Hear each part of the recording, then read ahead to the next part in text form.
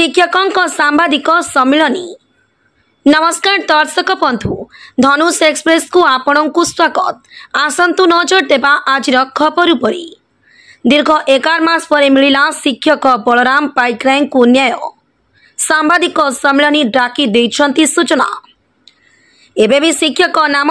कटक जिला बांकी थाना रे केस नंबर 242/2023 रे रही मामला। सेपटे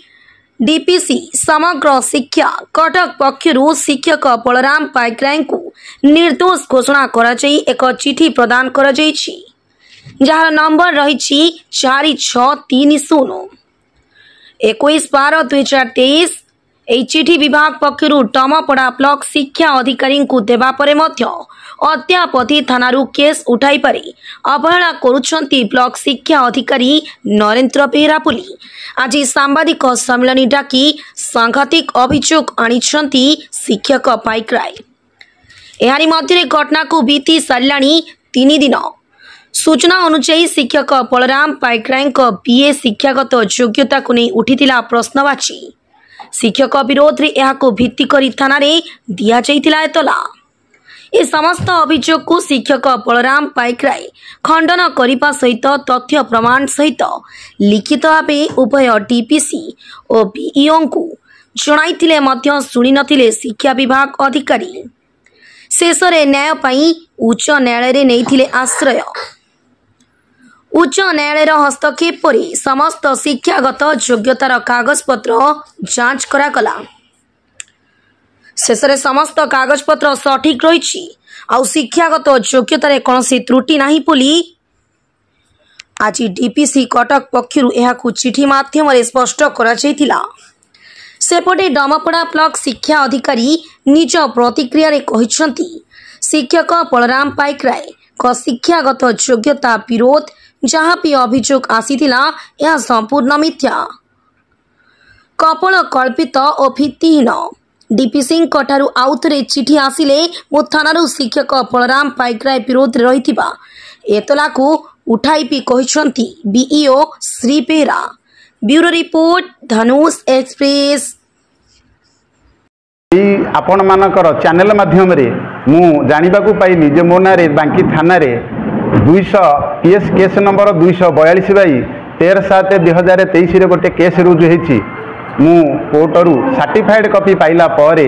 मु मोर रिप्रेजेंटेशन बीओ सार डमपड़ा बीओ सार एवं डीपीसी कटक सार को गोटे रिप्रेजेंटेशन देइथली जे सार मु समस्त डॉक्यूमेंट्स प्रमाणपत्र दौछि, आपण यहाकू आउथरे पुनर्बार वेरिफिकेशन करंतु। जदि एथिरे कौनसी त्रुटि थिबो बा फेक थिबो आपण जहा दंड विधान करिवे मु मथापाती सही नेबी। किंतु सेटा कार्यानुष्ठान करिवा परिवर्ते मो विरुद्ध रे सांगे सांगे गोटे शोकज मते बीओ सार मागिले 18/7/2023 रे मु 17/7 रे रिप्रेजेंटेशन देइथली। किंतु जेतेबेले शोकजटी मागिले मु बाध्य होई मान्यवर ओडिशा हाईकोर्ट कटकर आश्रय नहीं एवं आश्रय नहीं पर मोर समस्त प्रमाणपत्र को ओडिशा हाईकोर्ट रो मान्यवर विचारपति संतुष्ट प्रकाश करी से जो डीपीसी जो चिठी बल जो कार्यानुष्ठान होगा जाऊला 2350 ता 10/2/2023 रिखर चिठी की से स्क्वाश कले एवं मते निर्देश देले 28/7/2023 रे समस्त मूल प्रमाणपत्र डीपीसी पाखरे उपस्थापन करने को एवं डीपीसी सार को निर्देश देले जे अगस्ट 31 सुधा वेरिफिकेशन करी तथ्य प्रदान करने। तेणु डीपीसी सार चिठी बल यूनिवर्सिटी 28/8/2023 रे मोर समस्त सर्टिफिकेट जेन्युइन बोली से कौन कले प्रमाण देले। मु आपण मानक आगरे यह उपस्थापन करने को चाहूँगी। वर्तमान से चिठी 11 मास काल मु मानसिक शारीरिक स्तर रे असुस्थता अनुभव करिछि। खाली मु नुहे मोर बंधु बांधव मोर आत्मस्वजन मोर माने वृद्धा माँ 80 वर्षर वृद्धा माँ धराशायी होते ये मियमाण होगी तेणु तांकु आमे चिकित्सा करिबारे अनेक अर्थ विनियोग करथिलु किंतु आज प्राय 11 मास अतिक्रांत करि जाइथिले मध्य सत्य पदाकु आसीछि कारण कोईला उपरे सुनार प्रलेप देले से सुना हुए नहीं कि सुनार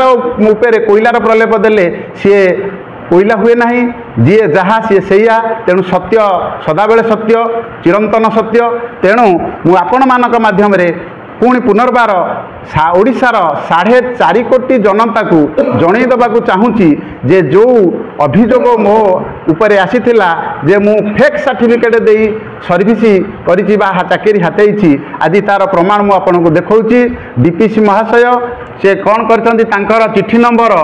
4630 डेटेड 21/12/2023 क्लियर करिसेंती एवं जो ऑर्डर बल डिपार्टमेंटाल एवं क्रिमिनाल प्रोसीडिंग होता ताकू विथड्र करिसेंती तेणु वर्तमान ए केस विथड्र होता मते बीओ सार कौन करिसेंती ना एबे 2 दिन तले 10/6/2023 लिखरे मते यार कॉपी देले जोटा कि क्लियर आईटी बीओ सार मार्किंग करके देइछंती 10 तारीख 10/6 तेणु गोटे दुख मो मन रहिला सबू डिपार्टमेंटालटा उठिला पर मध्य एबे क्रिमिनाल प्रोसीडिंगटा मो एग्नेस्ट उठी नाही तेणु मु आपणक माध्यम बीओ सार को पुनर्बार अनुरोध करुच्ची जेहेतु बीओ सार एफआईआर टी निजे देइछंती तेणु डिपार्टमेंटाल केस उठिला सत किंतु क्रिमिनाल केस जेहेतु आपण निजे देइछंती एफआईआर टी तेणु आपण थाना को एथिरे एई चिठी माध्यम आपण थाना को टिके अवगत करेले मु निश्चित चिर उपकृत लाभ करिवि तेणु बर्तमान मु ओडिशार सारा 4.5 कोटी जनसाधारण को आपणक माध्यम जणई देवाक चाहूँगी जे जो भाई माने सोशल मीडिया रे नेगेटिव मंतव्य देइथिले जे मोर फेक आउ फर्जरी सर्टिफिकेट रे चाकरी हाते घटना को नहीं तेणु मु अनुरोध करुच्ची एपली घटना केबे कहा विरुद्ध मतामत न दियंतु कारण आमर संविधान रे लेखा अछि 100 दोषी खसी दांतु पछे जने निर्दोषी खस माने दोषी न दंड न पाऊ मु भी कहि परिबि नाही काहेकि ता पूर्वरु मते कौनसी सूचना दिया जाई नाही कि मते ता पूर्वरु मोर ए परी सर्टिफिकेट बोली मते माने कौनसी सूचना मध्य दिया जाई नाही केवल मु मीडिया रु जानिली जेतेबेले मो नारे एफआईआर दियाला मीडिया वाला जेतेबेले प्रचार कले सेतेबेले मु जानिबा को पाइली एवं मु निश्चित हेले जेतेबेले कोर्ट रु सर्टिफाइड कॉपी पाइली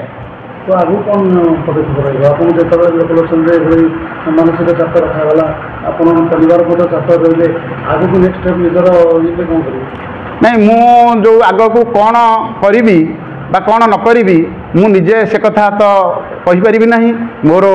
आईनी परामर्शदाता माने अछंती सेमानकर मतामत नहीं मु जहाँ आग को जीवाक चाहिए कि न चाहिए ताहा ही करी केमिति आज्ञा कहि जेतेबेले मो पाखे कौन तथ्य ऑफिस देना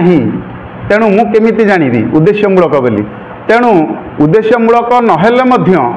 एटा गोटे मत लगुच गोटे तरबरिया भाव में ए कार्यक्रमटा करा जाइछि जदि मते सुजोग दिया जाइथांता ताले मु तो उच्च न्यायालयर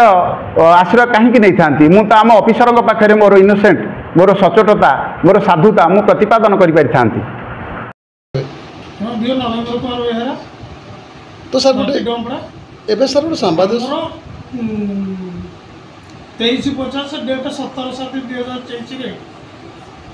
डीपीसी चिठी अनुसार बलराम पाइक एफआईआर दिया सर्टिफिकेटा फर्जरी था बोली किंतु बर्तमान 4623 21/2023 चिठी अनुसार आम डीपीसी जो चिठी कर जेन्युइनेस अच्छी बोली प्रमाणित होती तो नार सर गोटे एफआईआर थाना जाइए आप डिपार्टमेंट तरफ कौन नार गोटे एफआईआर जाइए थाना आप डिपार्टमेंट तरफ कहली पूरा एफआईआर दिया थाना डीपीसी लेटर नंबर 2350 डेट 10/7/23 चिठी अनुसार मत डीपीसी निर्देश क्रम मुझे ना एफआईआर दी डीपीसी ऑर्डरटा के दिन सर तले मिलता आपन को ये जो ऑर्डरटा ये जो ऑर्डर 4623 21/2023 किंतु मो पाक आसी 10/6/2023 क्लीन चिट मिलिया पर कौन एक्शन नछि ଏଥର ମୋତେ ଇନଷ୍ଟ୍ରକ୍ସନ୍ ଦିଆହେଇଛି ତାଙ୍କୁ ଏ ଚିଠିଟା ସଲ୍ଭ କରିବା ପାଇଁ ବଳରାମ ପାଇକରଙ୍କୁ ଚିଠିଟା ସଲ୍ଭ କରିବା ପାଇଁ ଦିଆହେଇଛି। जो सर्टिफिकेट कौन देखिले ସାର୍ଟିଫିକେଟ୍ ମୁଁ ଦେଖିନି ତାଙ୍କର ତ ଡିପିସି ସାର୍ଟିଫିକେଟ୍ ଦେଇଛି ମୁଁ ଦେଖିନି। थाना एफआईआर दिया के उठिब सर ତାପରେ ଆର ଅପସନ୍ ନିର୍ଦ୍ଦେଶ କଲେ ଯେବେ ଚିଠି ଆସିବ ଏ ଅନୁସାରେ ଦିଆହେବ ତାଙ୍କର ଅଭିଯୋଗ ରହୁଛି ଏଫଆଇଆର ଆପଣ ଦେଇଥିଲେ ଆପଣ ଉଠେଇବା କଥା ନିଶ୍ଚିତ ମୁଁ ଦେଇଥିଲି ଏଫଆଇଆର ମୁଁ ଉଠେଇବି କିନ୍ତୁ ଯେମିତି ମୋତେ ଦେଇଥିଲେ ଡିପିସି ଏଫଆଇଆରଟା ଦେବା ପାଇଁ ସେମିତି ଡିପିସି ଗୋଟେ ଚିଠି କରିବେ ଏଫଆଇଆର ଦିଅନ୍ତୁ ବୋଲି ଏଫଆଇଆରଟା ଉଦ୍ଧ କରିବା ପାଇଁ କହିଲେ ମୁଁ ଉଦ୍ଧ କରିଦେବି। ଘଟଣା ସାର୍ 48 ଘଣ୍ଟାରେ ଉର୍ଦ୍ଧ ବିତି ସାରିଲାଣି ଚିଠି ତାଙ୍କୁ କ୍ଲିନ୍ କରାଯିବାର ଏପର୍ଯ୍ୟନ୍ତ ଏଫଆଇଆର ଉଠିନି ଥାନାରୁ ନା ଏଇଟା ଯେପର୍ଯ୍ୟନ୍ତ ଡିପିସିଙ୍କ ଇନଷ୍ଟ୍ରକ୍ସନ୍ ଅଛି ମୁଁ କେମିତି ଥାନାକୁ ଯାଇକି ଦେବି ଉଦ୍ଧ କରିବି ଆଗକୁ କ'ଣ ଆକ୍ସନ୍ ସେତିକି।